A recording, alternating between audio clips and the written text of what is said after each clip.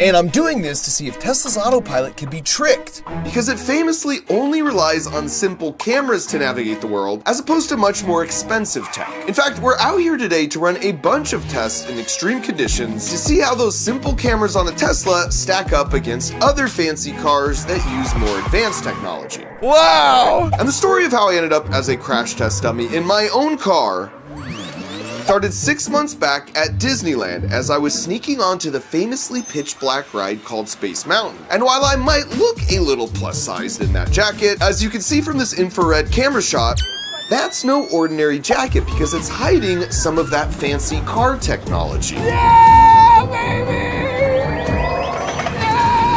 43 million people ride Space Mountain every year, but unlike a famous ride like Colossus, Space Mountain is in near total darkness, meaning no one knows what the ride actually looks like, which as far as I'm concerned, needed to be fixed with a special undercover operation. True story, I had been wanting to make this video for over 20 years, way before I had a YouTube channel, because I would come to Disneyland and just be like, someday the technology will be there so we could map out what Space Mountain actually looks like. So this is a very big moment for me. Now, it's common knowledge, every good undercover operation worth its salt needs a 3-step plan. For me, step 1 would just be getting into Disneyland with my tech through their famously tight security. And if I managed to do that, step 2 would be making it through the park, avoiding any security guards on my way to Space Mountain. And finally, for step 3, I would need to sneak onto the ride itself while avoiding any suspicion to make my childhood dream come true. And if all this seems like overkill, let's just say I have a bit of history getting kicked out of amusement parks in the name of science. Follow you, man. Why are you doing this to me? For step 1, I took an oversized jacket and made a little pocket inside where I could hide my secret tech inside it. It's like the slight limp shuffle walk that really sells it, I think. Because they make you walk through metal detectors, I disguised and temporarily placed my device with a bunch of gear in my camera bag. And just had to hope it wouldn't get discovered. We'll just wait till your bag is fully free in case you have an item that's not supposed to be here. And even though this moment of truth was terrifying, I knew I just needed to play it cool. Like that. Excuse me, can you not record the... And the security was in fact extremely tight. But our alibi was tighter. All right, we're in. 1 down, 2 to go. Once inside, I immediately made my way to a bathroom to properly suit up. Now I just had to make it all the way over to Space Mountain without arousing the suspicion of any of the park security, which is a lot harder than you might think because it's a well-kept secret. Disney employs a bunch of security officers dressed up in plain clothes as normal park goers, so I could trust no one. So in an attempt to blend in and look like a normal park goer, I took a corn dog break. Doing this for the integrity of the mission. Not because they're incredibly delicious. Back on track after a close call or two, I had made it inside the building. All right, 2 down, now for the hard part.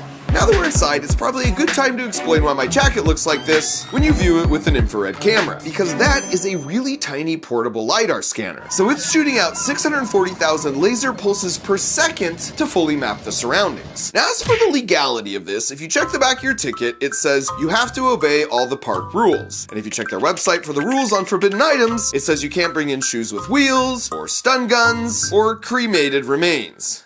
Ew. But you'll notice the forbidden items list makes no mention of chest-mounted LiDAR scanners. So technically, I'm not breaking any laws by precisely mapping out this entire ride down to the nearest half-inch.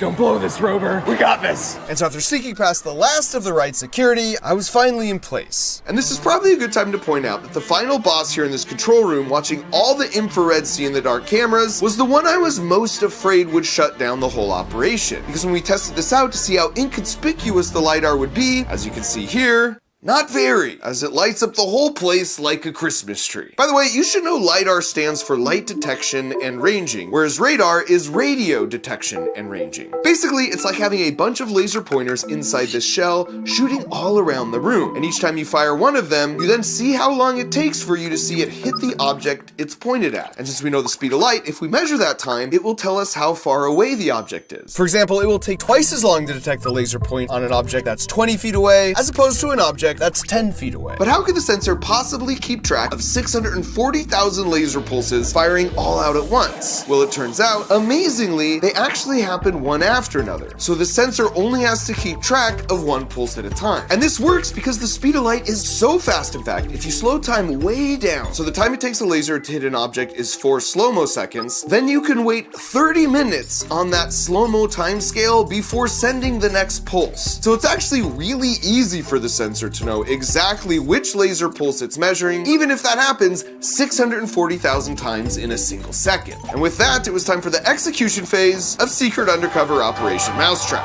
Let's go!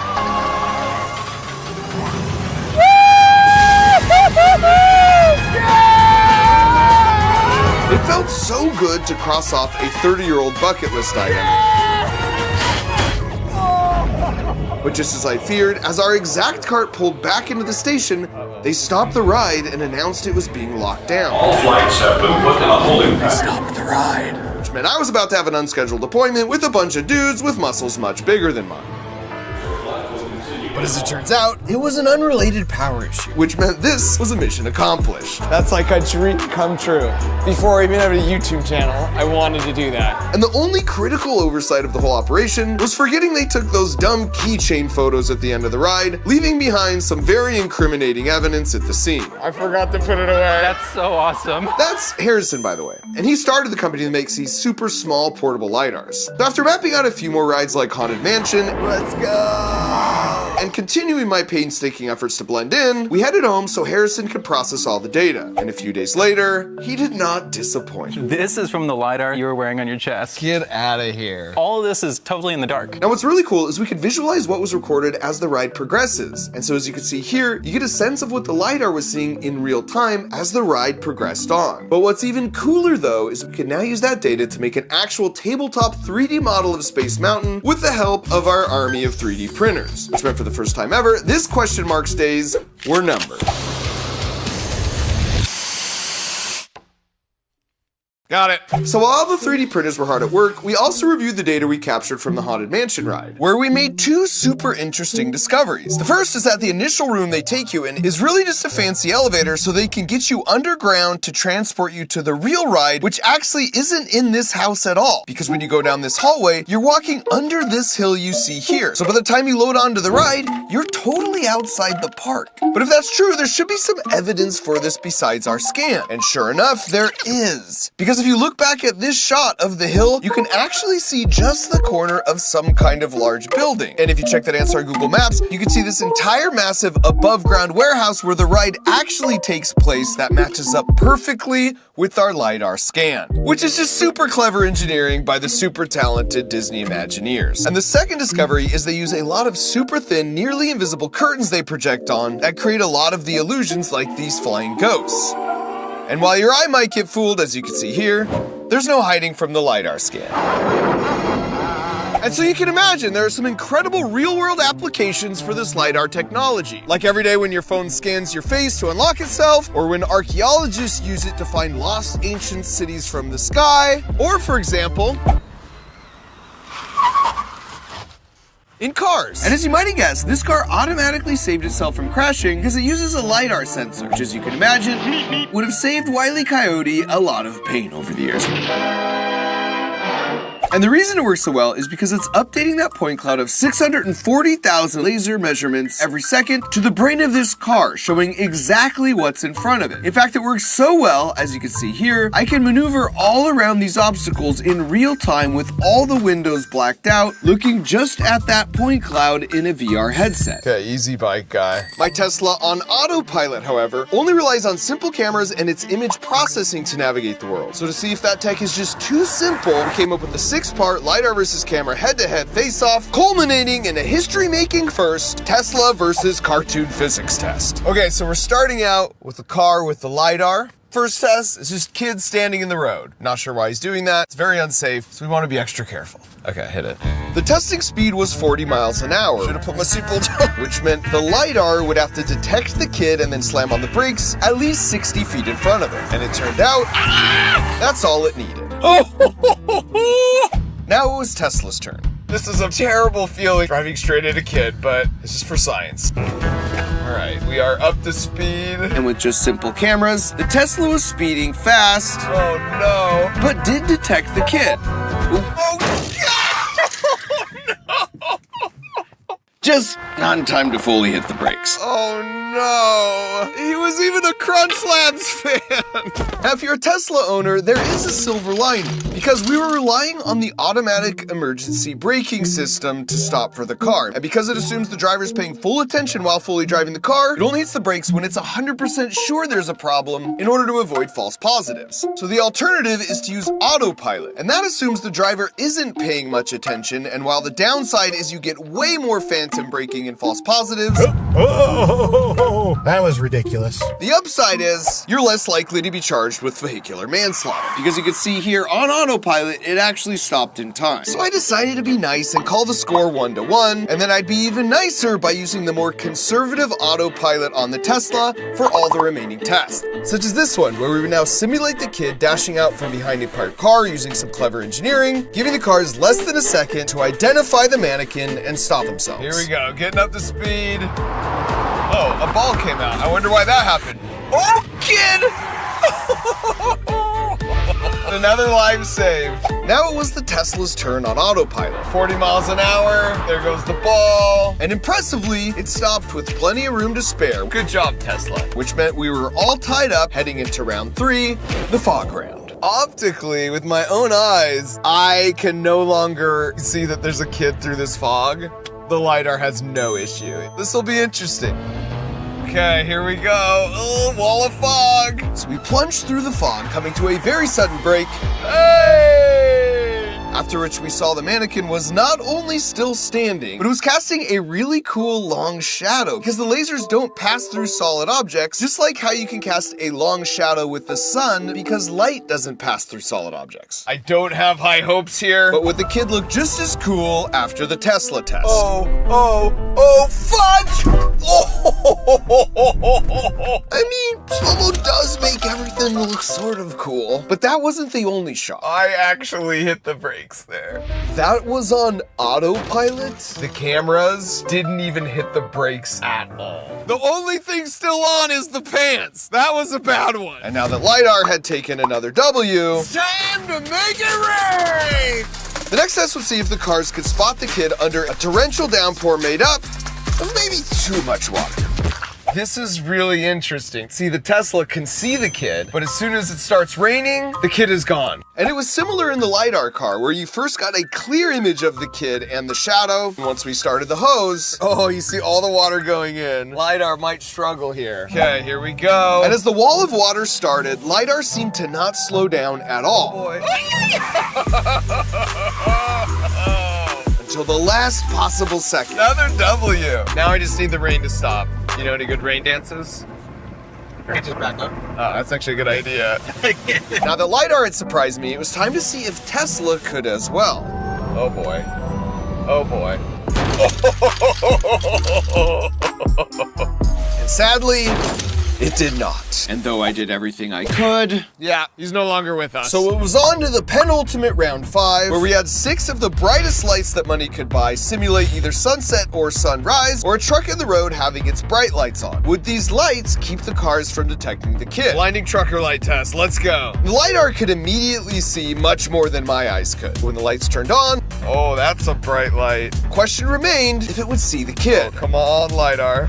Oh! And it did it, no problem. Just always waits to the last minute. It gets me every time. That's very bright. Time to be blinded by the light. And it's true, these lights were so bright, I wouldn't have seen this kid on my own. And at this point, I really doubted that the Tesla could either. But when it pulled to a stop, okay, we stopped for the kid with the bright light. A W for the Tesla. And that W meant these were the scores headed into the painted brick wall ultimate grand finale. Scientific papers have actually been written on this exact scenario, debating theoretically what the Tesla would do. But we were here once and for all to silence all the debates with cold hard data. All right, so LiDAR is perfect and Tesla is 3 for 5. But as far as I'm concerned at this point, this one's the only one that matters. Oh my gosh, I can't believe we're gonna do this. All right, hit it. Now, as you can see as a human driver, while that looks sort of convincing, the image processing in our brains is advanced enough that we pick up on minor visual inconsistencies and we wouldn't hit it. And as for the LiDAR, it isn't looking at what image is printed on the wall. So this sort of just looks like a wall, which would make this the easiest test of the day. And as I suspected, handled it with no problem. So the question was, would the Tesla detect and stop for this Wile E. Coyote-style painted wall that was hiding yet another child staring at nothing during what might be his last minutes on Earth? The one way to test that hypothesis. I was actually supposed to go, but I chickened out. The car may not know it's a wall, But I know it's a wall. Everything in your body says, don't drive into a wall. oh boy. All right, here we go. And so I steeled myself and accelerated the Tesla up to the 40 miles an hour. And as the wall crept closer and closer without moving an inch, the question was if the Tesla would detect it in time to step on the brakes. And it turned out, so